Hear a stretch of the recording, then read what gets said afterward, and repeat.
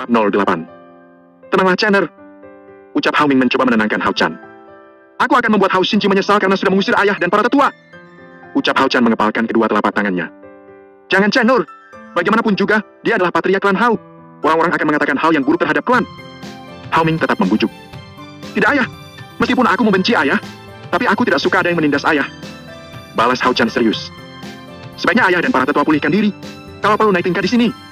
Hao Chan lantas mengeluarkan 12 butir pil bintang ketiga. 3 butir pil pemulihan dan 9 butir pil peledak energi bintang ketiga. Hao Chan ingin Hao Ming, Hao Yan dan Hao Jiang naik tingkat saat itu juga.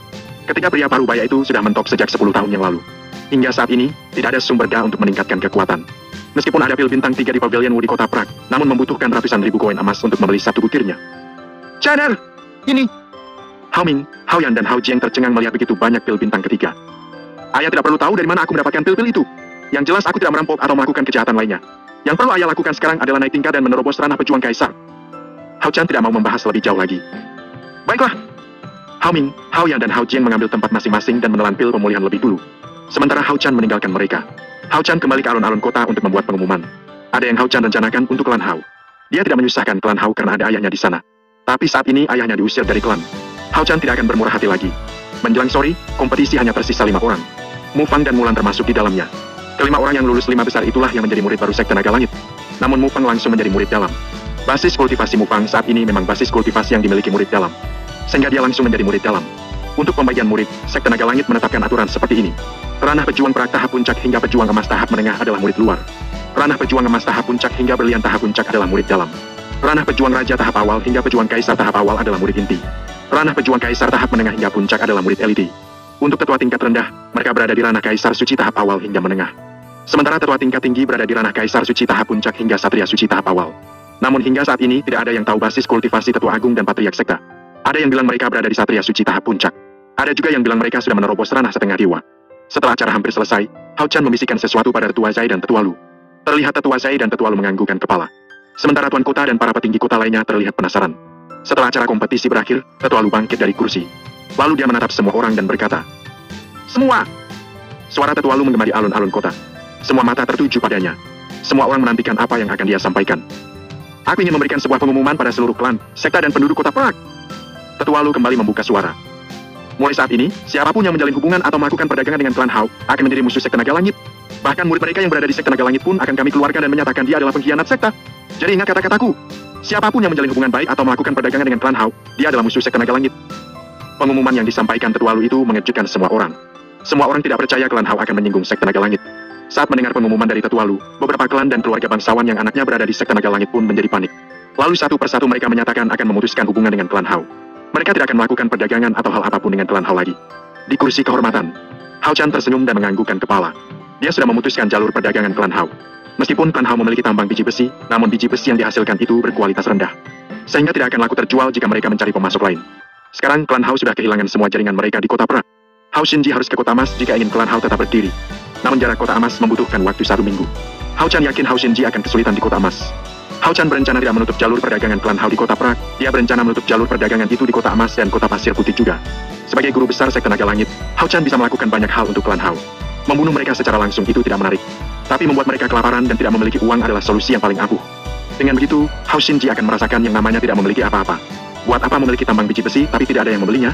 Selain itu, Hao Chan berencana membayar pembunuh bayaran di kota emas atau kota pasir putih agar merampok klan Hao. Dengan begitu, Hao Xinji sangat menderita. Setelah pengumuman selesai, penduduk kota membubarkan diri. Ada yang pulang dengan cepat untuk memutuskan kontrak kerja sama dengan klan Hao. Tetua Lu, Tetua Zai, apa yang terjadi? Kenapa Tetua ingin klan Hao diasingkan? Begitu Tetua Lu duduk, Tuan Kota bertanya dengan kebingungan. Klan Hao telah menyinggung seseorang yang tidak seharusnya mereka singgung. Jawab Tetua Lu tersenyum. Tuan Kota menganggukkan kepala dan tidak berkata apa-apa lagi. Tapi dia tahu itu semua berkaitan dengan Hao Chan. Kalian berlima harus berkumpul di depan gerbang utara besok pagi. Kita berangkat besok pagi. Tetua Zai menatap Mu Fang dan lainnya. Baik Tetua. Jawab mereka serempak. Sekarang kalian kembali dan bawa yang perlu kalian bawa besok pagi. Tetua Zai menganggukkan kepala. Baik Tetua. Mereka pun membubarkan diri. Tuan Kota, kami pamit. Terima kasih sudah menyiapkan perlengkapan ini. Tetua Zai memberikan satu buah cincin penyimpanan. Tidak perlu sungkan, Tetua. Kota Prague berada di bawah perlindungan Sekte Naga Langit. Jadi sudah seharusnya aku menyiapkan semua ini. Tuan Kota mengambil cincin penyimpanan dan berkata dengan merendah. Hao Chan tersenyum mendengar ucapan Tuan Kota. Namun dia juga senang karena Tuan Kota tidak serakah selama dia menjabat. Baiklah. Jika kita prak dalam bahaya, Tuan Kota hanya perlu memecahkan Gio pesan. Pasukan Sekte Naga Langit akan segera tiba. Tapi Tuan Kota tidak perlu khawatir. Pasukan Panah Perak dan Panah Emas akan berpatroli hingga ke sini. Tetua Lu menganggukkan kepala. Setelah mengobrol sebentar, Hao Chan dan lainnya membubarkan diri. Hao Chan kembali ke penginapannya. Sementara Tetua Lu dan lainnya juga kembali ke penginapan mereka. Di penginapan Bambu Ungu, Hao Chan tidak mau mengganggu ayah dan dua tetua lainnya, sehingga dia memesan kamar yang bersebelahan. Saat berada di kamarnya, Hao Chan bisa merasakan aura pejuang kaisar tahap menengah dari tubuh ketiganya. Rupanya mereka sudah menerobos 2 tahap selama ditinggal. Artinya mereka akan segera menerobos ke tahap puncak pejuang kaisar. Hao Chan kemudian menutup mata dan menelan beberapa butir pil peledak energi bintang 4 dan mencoba menerobos. Namun hingga puluhan butir apil, Hao Chan tidak kunjung ada tanda-tanda akan menerobos. Kenapa aku tidak bisa menerobos? Hao Chan menggaruk kepalanya yang tidak gatal. Menurut Guo Jing, pil bintang 4 akan membantunya menerobos hingga ranah kaisar suci tahap puncak. Namun Hao Chan sudah menelan lebih dari 10 butir pil peledak energi bintang 4, namun tanda-tanda itu tidak ada. Apa karena aku memiliki tipe tubuh spiritual? Jika benar seperti itu, aku membutuhkan banyak pil peledak energi bintang 4 untuk menerobos. Gumam Hao Chan membatin. Aku ingin lihat seberapa banyak pil yang aku butuhkan. Hao Chan mengeluarkan lebih dari 20 butir pil peledak energi bintang 4 dan menelannya sekaligus. Kemudian lebih dari 20 butir pil peledak energi bintang 4 dan menelannya sekaligus. Kemudian menutup mata dan menyerapnya. Menjelang pagi, Duar. Setelah mengolah lebih dari 20 butir pil peledak energi bintang 4 September ranjang malam, akhirnya Hao Chan menerobos ranah pejuang kaisar tahap awal. Hao Chan kemudian menelan pil pondasi dan menstabilkan pondasi kultivasinya. Selesai menstabilkan pondasi kultivasi, Hao Chan membuka mata dan menghentikan kultivasi. Lantas beranjak ke kamar mandi dan membersihkan diri. Lalu mengganti pakaian yang baru dan kelawai kamar menengok ayah dan dua tetua lainnya. Selamat ayah, Tetua Yan, Tetua Jiang. Begitu masuk ke dalam kamar, Hao Chan melihat basis kultivasi ketiganya telah menerobos ke ranah pejuang kaisar tahap puncak. Dengan basis kultivasi ketiganya saat ini, mereka adalah orang terkuat kedua setelah Tuan Kota. Basis kultivasi mereka sama dengan Tuan Kota. Lemahnya basis kultivasi Kota Perak bukan karena tidak adanya uang. Namun itu semua karena tidak ada pavilion yang menjual pil bintang keempat. Alkemis di pavilion U hanya mampu menyuling pil bintang ketiga. Itu pun harganya sangat mahal, sehingga hanya sedikit orang yang menerobos ranah pejuang kaisar. Belum ada yang menerobos ranah kaisar suci apalagi satria suci. Ini semua berkat kamu, Chenner. Hao Yan menatap Hao Chan dengan rasa terima kasih yang dalam. Benar, Chenner. Jika bukan karenamu, selamanya aku hanya mencapai pejuang raja. Timpal Hao Jiang. Baiklah. Hao Chan tidak membantah. Bab 009. Sebaiknya ayah dan tetua bersihkan diri dan ganti pakaian. Ada yang ingin aku bicarakan. Ucapnya lanjut. Sebentar lagi dia akan meninggalkan mereka. Sehingga Hao Chan ingin mencari tempat yang layak untuk ayahnya. Meskipun dia membenci pria itu, namun Hao Ming tetaplah ayahnya. Hao Chan tidak bisa mengingkari itu. Darah lebih kental dari air. Hao Chan kemudian keluar kamar dan turun ke lantai dasar. Beberapa saat kemudian, ketiganya juga menyusul Hao Chan ke bawah. Ayah, Tetua Yan, Tetua Jiang. Sebentar lagi aku akan berangkat ke Sekte Naga Langit. Hao Chan memulai obrolan. Aku ingin ayah dan tetua mengikutiku ke Kota Emas dan membuka toko pil di sana. Ucapnya lanjut. Ayah bisa menjual pil di toko itu. Aku ada sedikit pil yang bisa ayah gunakan untuk bertahan beberapa waktu. Jika pil-pil ini sudah habis terjual, aku ingin ayah membeli semua bahannya. Hao Chan mengeluarkan cincin penyimpanan miliknya dan dia serahkan pada Hao Ming. Chenner, ini. Hao Ming terbelalak melihatnya. Ada 1000 lebih pil bintang kedua. Ada 750 pil bintang 3 dan 500 pil bintang 4 di dalam sana. Pil bintang 4-nya bisa ayah jual dengan harga 150 koin emas. Aku yakin akan banyak kultivator yang membelinya. Hao Chan menatap ayahnya dengan serius. Apa?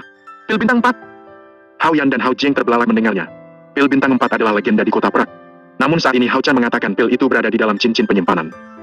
Tapi Chenner, bagaimana dengan klan Hao? Hao Ming merasa berat meninggalkan klan. Dia dilahirkan hingga menjadi tua hanya di dalam klan. Sehingga ada banyak kenangan di sana. Benar Chenner, kami dilahirkan dan dibesarkan di klan. Jika kami meninggalkan klan dan menguatkan diri sendiri, kami merasa berdosa pada leluhur klan. Hao Jiang juga merasa keberatan meninggalkan Kota Perak. Apalagi meninggalkan klan cukup jauh. Apakah ayah dan tetua ini membuat klan Hao menjadi klan terkuat di sini? Hao Chan memahami maksud keduanya. Aku bisa menyiapkan ayah dan tetua menggunakan pil itu untuk meningkatkan kekuatan klan Hao. Tapi Hao Shinji harus turun dari kursi patriark. Ucapnya lanjut. Hao Ming, Hao Yan dan Hao Jiang saling menatap satu sama lain. Saat ini ketiganya adalah yang terkuat di klan. Jika mereka kembali dan menunjukkan kekuatan, tidak ada yang bisa menahan mereka. Baiklah. Melihat wajah ketiga pria parubaya yang benar-benar tidak bisa menjauh dari klan Hao, Hao Chan memutuskan menyingkirkan Hao Shinji dan membiarkan salah satu dari ketiga pria parubaya ini yang menjadi patriark. Hao Chan, Hao Ming, Hao Yan dan Hao Jiang pun sarapan pagi dan mengobrol.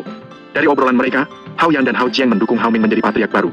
Selesai makan, Hao Chan berpesan pada pelayan resepsionis agar jika Tetua Zai atau Tetua Li datang, pelayan itu menyuruh mereka pergi lebih dulu. Dia akan menyusul ke sekta jika urusannya di klan Hao sudah selesai. Hao Chan pun meninggalkan penginapan bersama ayahnya dan kedua tetua. Dengan kecepatan yang mereka miliki saat ini, keempatnya hanya butuh waktu jam untuk tiba di klan Hao. Tetua Ming, Tetua Yan, Tetua Jiang. Penjaga gerbang membungkukkan badan dan memberi hormat. Ketiga pria parubaya menganggukkan kepala dan melangkah masuk ke dalam. Saat melihat Hao Chan, wajah keempat penjaga gerbang menjadi gelap. Dulu mereka sering membeli Hao Chan dulu.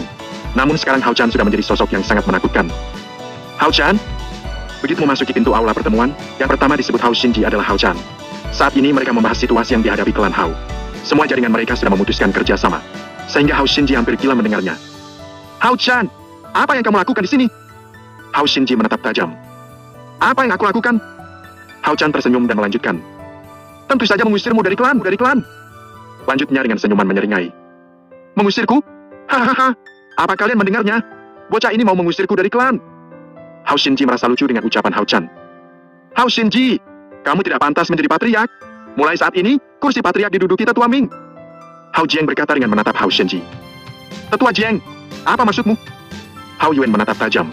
Dia adalah adik kandung Hao Shinji. Apa maksudku? Hao Jiang menunjuk Hao Shinji dan berkata, maksudku adalah sampah itu tidak layak menjadi patriark klan Hao. Atas kualifikasi apa Hao Shinji menjadi patriark? Seorang patriark itu harus tegas menegak kebenaran. Tapi dia, bahkan lebih buruk dari seekor anjing. Hao Jiang menunjuk Hao Shinji dan mengomentari dirinya. Kamu? Wash. Papa Dewa Angin. Hao Shinji tidak bisa menahan diri saat dirinya dihina. Sebagai patriark klan, harga diri adalah yang paling utama. Namun hari ini Hao Jiang tidak menganggapnya sama sekali. Papa Dewa Angin. Hao Jiang juga menggunakan teknik yang sama.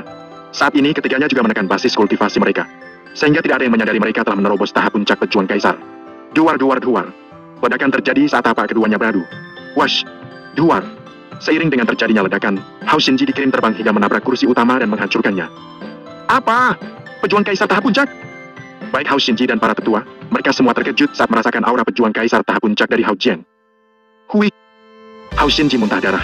Bahkan tangannya terasa kebas. Perbedaan kekuatan itu membuatnya semakin terluka. Bagaimana? Apa kamu masih mau mengujiku? Hao Jiang menyeringai. Tidak mungkin. Tidak mungkin kamu berada di pejuang kaisar tahap puncak. Tidak mungkin. Hao Shinji menolak keras dengan apa yang dilihat dan dirasa. Kemarin, ketiganya meninggalkan klan dengan luka parah dan hanya berada di ranah pejuang raja tahap puncak. Bagaimana mungkin mereka menerobos 3 tahap hanya dalam 1 malam? Apa ada di antara kalian yang masih menolaknya? Hao Yan menatap 7 tetua lainnya dan menaikkan alis sebelah. Tidak ada jawaban sama sekali. Hao Yuan ingin mengatakan sesuatu. Namun dia menelan kembali kata-katanya. Saat ini dia bukan lawan Hao Yan dan lainnya. Apalagi menghadapi Hao Chan. Sekarang tentukan pilihan kalian. Setia pada patriark baru atau pergi dari klan ini? Hao Jiang berkata dengan nada penekanan. Setia pada Hao Ming? Cui, aku lebih baik kelaparan di luar sana. Hao Shinji bangkit dan meninggalkan aula pertemuan. Lalu disusul Hao Yuan dan lainnya. Kini hanya tersisa Hao Chan, Hao Ming, Hao Yan dan Hao Jiang di aula pertemuan. Semua tetua lebih memilih meninggalkan klan bersama Hao Shinji. Semuanya. Begitu tiba di lapangan bela diri, Hao Shinji berseru dan membuat pengumuman. Semuanya, hari ini Hao Ming memberontak dan mengkudeta kursi patriark. Jika kalian ingin tetap di sini, aku tidak memaksa dan menyalahkan kalian. Tapi jika kalian ingin pergi bersamaku, silakan berkemas dari sekarang. Kita tinggalkan klan ini bersama-sama. Hao Shinji membuat pengumuman yang berhasil menarik simpatik hampir seluruh anggota klan. Mendengar seru Hao Shinji, satu persatu anggota klan saling memandang. Saat ini mereka dihadapkan dengan 2 pilihan yang sulit. Semuanya. Hao Chan tidak tinggal diam. Dia keluar dari aula pertemuan dan berseru. Jika kalian ingin pergi, aku tidak menahan kalian. Tapi jika kalian tinggal, aku akan membuat kalian semua menjadi kuat. Lihatlah ayah, tetua Yan dan tetua Jiang. Mereka menjadi kuat hanya dalam 1 malam. Hao Chan menatap semua anggota klan dan membuat pengumuman juga. Mendengar menjadi kuat dalam waktu singkat, anggota klan yang tadinya ingin pergi, seketika berubah pikiran. Apa yang kamu katakan itu benar? Salah satu pria parubaya bertanya. Tentu saja benar. Hao Chan menganggukkan kepala. Saudari Ling. Hao Chan menatap seorang gadis usianya. Gadis itu maju ke depan dan Hao Chan memberikan 1 butir pil bintang 2 padanya. Telanlah! Ucap Hao Chan tersenyum. Baik. Hao Ling menganggukkan kepala. Hao Ling kemudian menelan pil itu dan beberapa saat kemudian, dia menerobos ranah pejuang perak tahap menengah. Apa? Semua orang terkejut melihat Hao Ling yang naik tingkat dengan cepat. Padahal dia menelan pil itu belum selama 1 batang tupa. Apa kalian percaya? Hao Chan menatap semua orang. Bohong! Dia pasti berbohong! Itu pasti ilusi! Hao Shinji tidak percaya dengan apa yang dilihatnya. Dia menolak keras. Bohong katamu? Apa matamu sudah rusak? Kemarin otakmu yang rusak, sekarang matamu juga sudah rusak. Apa kamu pantas menjadi patriark? Hao Chan mulai mengejeknya. Semuanya! Jika kalian ingin menjadi kuat, tetap tinggal di sini. Tapi jika kalian ingin kelaparan di luar sana, aku tidak menahan kalian. Hao Chan kembali menatap semua orang dan berkata dengan lantang. Melihat peningkatan kekuatan Hao Ling dan mendengar seruan Hao Chan, anggota klan yang tadinya mau pergi, seketika berbalik dan kembali ke dalam. Bahkan mereka membubarkan diri. Para tetua klan juga kembali masuk ke dalam aula pertemuan. Sehingga saat ini hanya tersisa Hao Shinji dan Hao Yuan yang berdiri di halaman bela diri. Hao Shinji mendengus dan pergi ke kediaman patriark. Lalu membawa keluar Hao Yanyan dan Hao Duenlin. Melihat Hao Chan berdiri di depan aula pertemuan, Hao Duenlin sangat ingin membunuhnya. Begitu juga dengan Hao Yanyan. Tidak beberapa lama, Hao Yuan dan anak istrinya juga keluar dari kediaman mereka. Lalu 2 keluarga itu meninggalkan klan Hao dengan perasaan marah dan juga benci. Ayah, aku minta kekuatan darah ayah. Hao Chan menatap Hao Ming dan meminta darahnya. Hao Ming tidak mengatakan apa-apa. Dia mengeluarkan pedang dari cincin penyimpanan dan mengiris telapak tangannya. Hao Chan memberikan botol porselen dan menampung darah ayahnya. Setelah mendapatkan beberapa tetes darah ayahnya, Hao Chan pergi ke ruang alkemis. Entah apa yang dia lakukan di sana.